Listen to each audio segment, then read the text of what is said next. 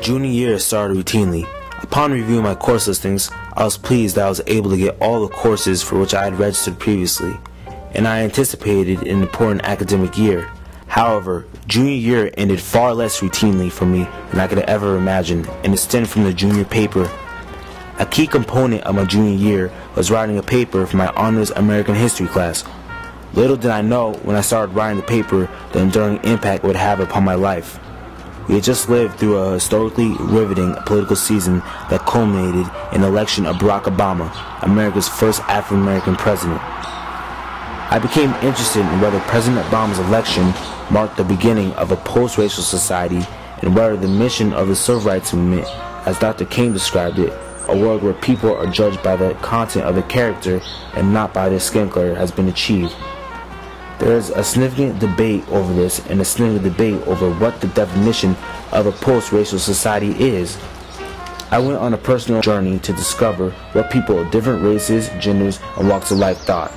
By asking 4 major questions, I got this answer. What is your most significant memory of the civil rights movement? Do you ever think that there would be an African American president in your lifetime? What is your definition of a post-racial society? Are you optimistic about achieving a post-racial society?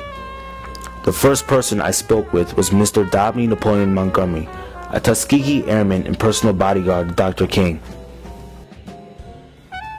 I was inducted into the Army, and for some reason, after basic training, they sent me to supply school, where I was taught how the Army gathered and gave its supplies. And after that crash course, they took 3 of us and said, you will be going to Oscoda, Michigan. When I came back from the armed forces, 1946, my first movement was to go to the courthouse and attempt to register to vote. When I went there, the white woman behind the desk gave me 3 applications, and she said, these 3 applications have to be filled out by 3 white men. They have to recommend you. So I took the 3 applications and found 3 white men who knew my father well, and they filled the application out. I took the 3 applications back to the voter registration. She looked at them. Yeah, they're good. But one more question. Do you own $1,000 worth of property? No, I don't. I'm still with my mother and father. In fact, I'm going off to college in the next few months. In order to vote in Alabama, you have to own $1,000 worth of property. My father died in 1971, and I went back to Selma, Alabama to sign property papers, etc. I went down to that room that woman stood behind the desk and said, no, you cannot vote. Behold, that woman was gone. Look, 1946, I was denied my right to vote right here. Do you deny anybody their right? No. Anyone who comes up here and proves that they're 21 or 18 or whatever the age bracket is, we push them through. The woman was gone. And the mayor of Selma, Alabama today is a black man. What is your definition of a post-racial society?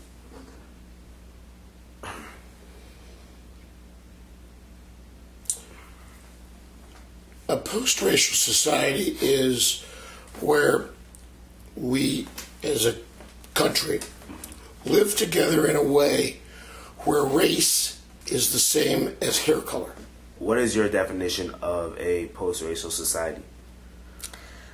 My definition would be where we can talk about, going back to the earlier statement I made, where we can talk about things that different cultures support that are good and things that are not good, and talk about them openly, with the idea being of moving forward to a place where we eliminate the dysfunctionality in certain cultures and support that which is strong. Race doesn't come into the picture. It's just all based on, what you bring to the table. Are we in a post-racial society? I would say no. I mean, my personal opinion, I don't think so. Are we, getting closer? Are we striving to get there? Yes. But there's still many generations of things that have to occur for that to happen. But I think we're on the right track. A symphony orchestra. Here is the piano here, the organ here, the trumpets here, the string section here.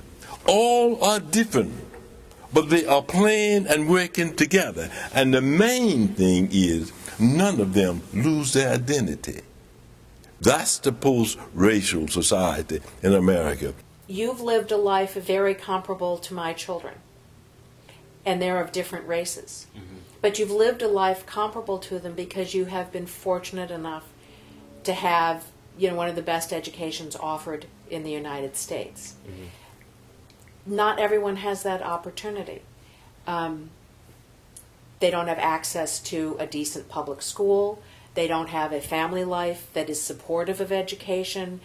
They don't have the economic means to continue their education beyond what might be publicly available.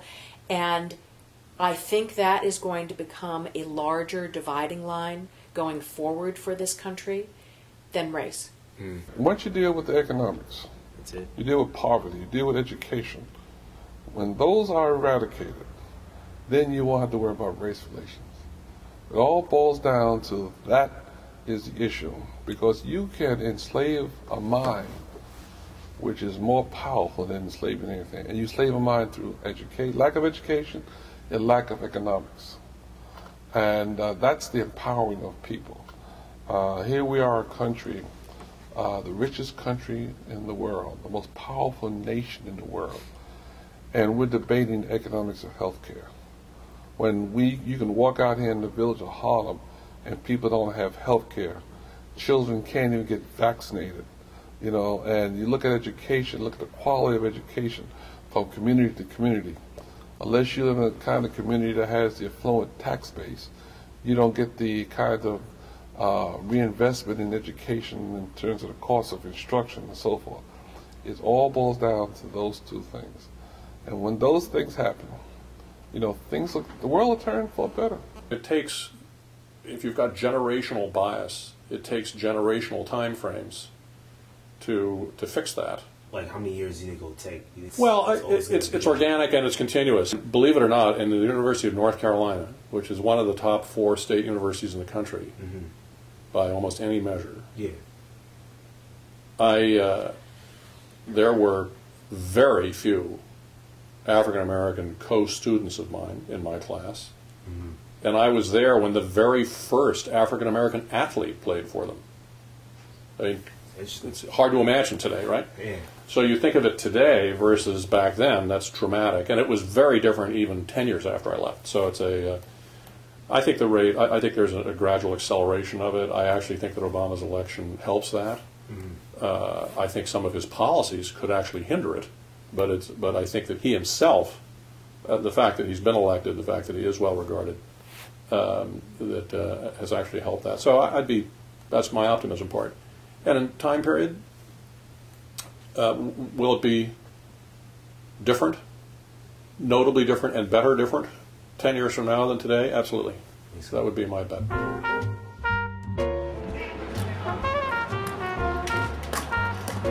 The journey to a post-racial society continues, but I'm optimistic that will be achieved in my lifetime.